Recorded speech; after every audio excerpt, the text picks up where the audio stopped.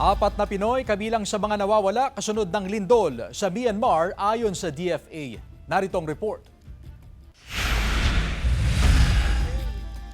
Kuha ito sa Myanmar habang hinahanap sa kabuhong gusali ang mag-asawang sina Alexis Gale at Edsel Jess Adalid. Pinaniniwalaan silang natrap sa tinitirhan nilang 12-story building na Sky Villa Condominium na nasa syudad ng Mandalay na pinakamalapit sa episentro ng magnitude 7.7 na lindol.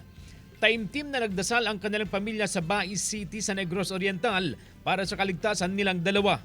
Nagsindi kami ng kandila na hoping na may milagro na kung nasa loob man sila, mabubuhay pa rin sila.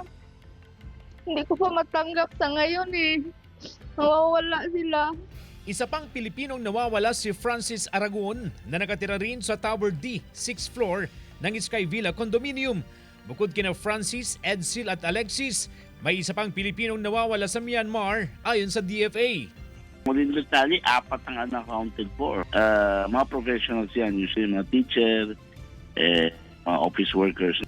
Sabi ng Office of Civil Defense, naghahanda na silang magpalipad sa Myanmar ng 114 na mga tauhan sa April 1 na tatagal doon ng 2 linggo para sa humanitarian aid.